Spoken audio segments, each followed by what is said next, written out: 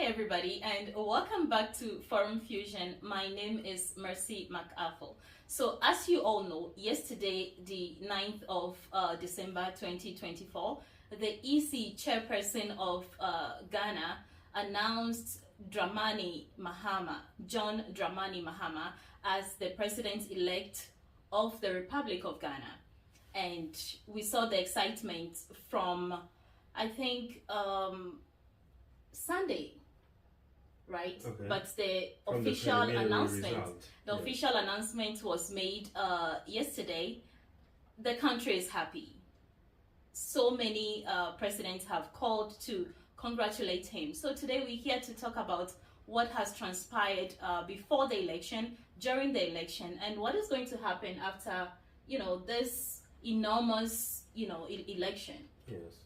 I think it's probably, I will not say it's one of the most historical election in Ghana history. I think it is. Okay, Yeah. it is, but thank you for having me, as always again. Hello. Welcome, welcome, welcome. Esperance. Thank you. That's my co-host, Esperance. Yeah. Yes. So, I mean, you say the whole nation is happy. I mean, well, except for Ashanti region, I'll say. Yeah, except for Ashanti well, region. First of all, I think congratulations are in order to the president and the new leadership. To those who were not able or were not fortunate enough to be elected, it's not the end of the world. And we can all serve our country without being at the head of the... Yeah, I mean, reign. they can always sit and think about what happened, what caused this defeat, and always go back to the drawing board, do their homework, and come back. Yes, or provide support to the new leadership. Also. Absolutely, that also. Because in the very end, what I think what everybody wants is the well-being of the nation. So in that name, I think people should be willing to work together.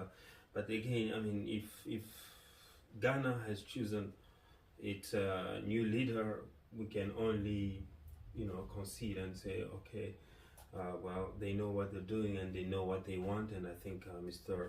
President John Mahama, whom I really wish to meet before the terms end, you know? Yeah. So hopefully you can make it happen to those who because I need my citizenship. I really do. Oh, really? But you have to go through the right channels. Because, yes, but I've done more for Ghana as well. I'm sure there are so many people that can say the same. True, so, no, it's okay. I'm just kidding. Yeah. So, as per election, I think... what do you think of the things that happened before the election? Let's take, for example, on the... I'm not sure of the date, but on Thursday, prior to the election, there was a rally by the NDC and the NPP. Okay. On the same day. Oh, okay. Yes, and they were all on the same stretch of, road. Yeah, so I think people were worried about what was going to happen. Yeah. If both of them will be able to comport themselves during this time. But I think they did so well because... So was it some sort of confrontation or? No, nothing like that. Okay. So it was just a rally, the final rallies of both parties. Okay. So I think the way they were able to comport themselves, I actually applauded them in regards to the way people were cheering for each other. When they pass in, you hear from some of these constituents talking about, we number one. And then the NDC will say we are number 8, But formally, I think they would have tried to either tease each other, cause trouble, just to in support of their parties. But I think this time around, it was quite interesting to see how things pan out. Yeah. Unfortunately, I didn't get to see that. I would have loved to, but I think the overall mood, I think it was tense. Okay. I think it was tense. That's prior to the election. I think you. Yes. Okay. It looked as if people wanted something so badly to happen. Yes. Okay. I mean, like some sort. I won't say change, but I mean, like when you're looking forward to something and you really want to see something happen. I think maybe that was the mood all over Ghana, or the mood with Ghanaians all over the world. But well, what I've seen actually, and it's very commendable, I see the great level of maturity that the people show. The people and the leaders also have shown, because I mean, it was very. I think, people would look at Africa and would expect a chaotic election, but it was just very smooth and very, how do I say it to be politically correct? It was very peaceful, mature, composed, and everything. That's something that I take away from it, and I wish all African nations could do the same, because I think just few hours through Sunday, Mr. Baumia actually called Mr. Mahama to congratulate him. So to concede to the concede, election. yes, concede and congratulate him, and that for me was a very fair play move. I like that, and I really I salute. It's something that would like to see very often, and I also think that what people should not take from the election is that it's one camp that has won and then the other has lost. No, it's Ghana that has won. Is going to be the president for everybody, even those who. Whether you agree or not, he is going to be your president. He is, and we need to lend him all the support to guide Ghana to greater heights. Absolutely. And Ghana has been an exemplary country in terms of the way they compose themselves during elections, and it is quite a democratic country, and I think a lot of African countries look up to Ghana in terms of that. So what they exhibited in this election really stood to show people that yes, the country that you guys have looked up to for so long, we are still the same country. And that makes me very happy as a Ghanaian, as an African, just to see how things played out. Yes. And yes, so I think also in a sense, I believe maybe people were looking for something different, whether in leadership wise or whether what, but they wanted something different from the 8 years. And I think they entrusted the president-elect, Mr. Mahama, to maybe bring about the change. And for me, I just hope that he will not be taking it for granted. Absolutely. Because what happens with most leaders in Africa is that they work so hard to get into the office. And then when they get into office, they relax and begin to take the people for granted. That is it. They lose respect for the people, which I believe most people that we have spoken to has complained about the NPP government. Oh, okay. Yes, that they did not show any respect to the people. They played like their god, especially, really? Especially they did speak about Mr. Akufo-Addo, President Akufo-Addo, the former president. Well, he's still the president, Okay, the president. Until the 7th of January, he's still the president. Things that he ignored, and also there was so much nepotism when it came to his governance. So people are looking forward to something new. They're looking forward to better leadership for the country. They're looking forward to employing people based on merit, instead of employing people based on whether they are family and friends and associates. Yes.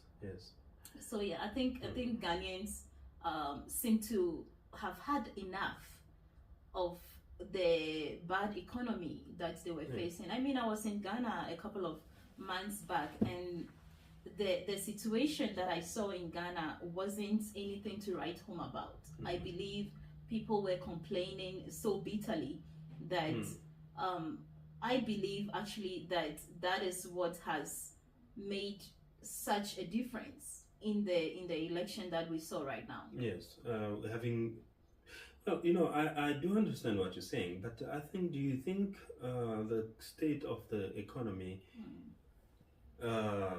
is probably is completely the NPP's fault, or somebody else, or people in general had a play in it?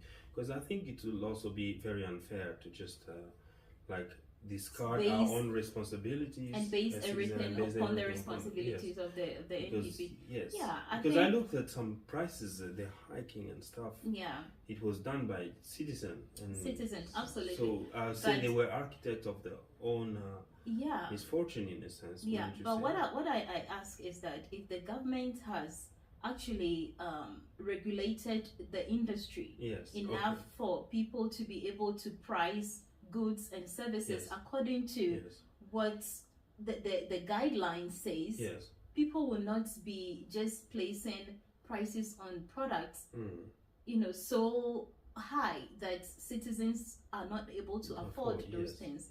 So I think partly is the government's fault, and partly is it's also the people in the country. I think to remedy to that, maybe a suggestion we can give to the coming president is or the coming administration is to perhaps maybe create a consumer protection program. Exactly. Because I think there is a lot of abuse in terms of taxations and pricing in Ghana, and the taxes as well. It's mind-boggling. Because how do you charge somebody? You already invoicing but you're charging them taxes over what they've already been invoiced. I mean, that is just killing the economy. Which is absolutely wrong. And I think this government is one of their policies to scrap some of this. This tax, unnecessary taxes, that I will call it unnecessary taxes.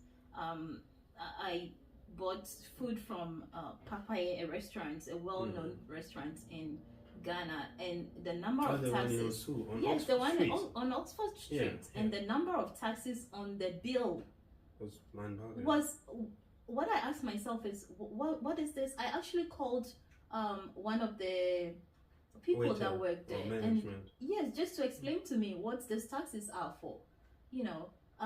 There was even tourism tax. COVID tax. There was COVID tax. There was tourism tax. So what I ask is, what do you mean tourism? I'm a citizen of this country. I'm not a tourist here, and I'm not coming to your establishment as a tourist. I came to purchase food. So why then do I need to pay tax on something that I'm not utilizing?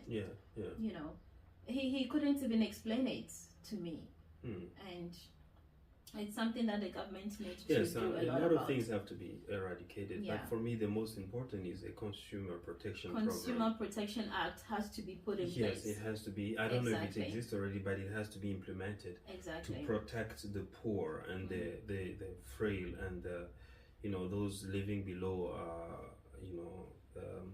economy. I mean the poverty line.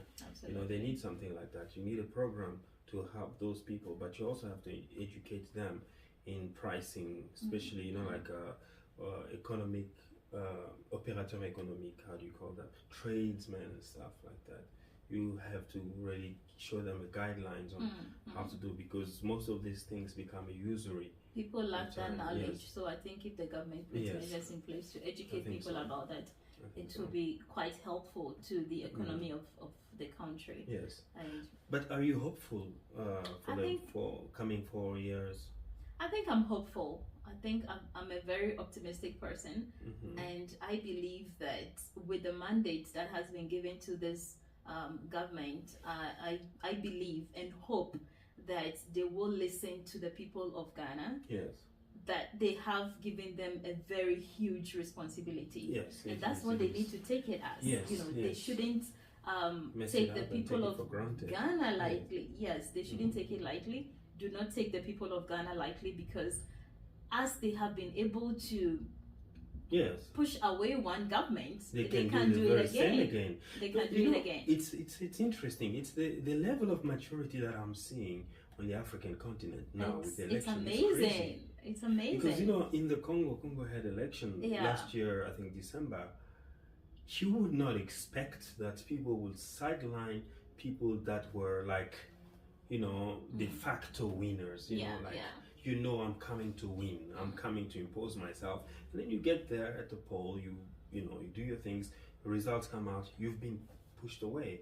And I've seen that also a bit, even in Botswana. It's been that. And for me, it's quite encouraging to see such winds of change blowing throughout Africa, where people are saying, if we have enough of you, we get rid of you one time. People are using their heads instead of, yes, being emotional about things. Yes, I think the old tricks are not working anymore.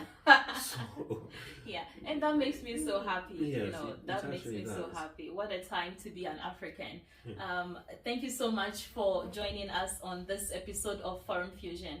It's been such an amazing discussion with my co-host here. We are not done, so hopefully we'll bring you part 2 of this discussion very soon. So stay tuned. Subscribe to our YouTube channel, comment, like, and please share this video. It makes a huge difference. We will appreciate that. Thank you so much for joining us. And besides, look at how lovely she is. Who wouldn't want to subscribe to the channel having a host looking this fabulous? Thank you so much, co-host. I appreciate that. You're welcome. Thank you very much for joining. Take care, all of you. Bye. Bye. Bye.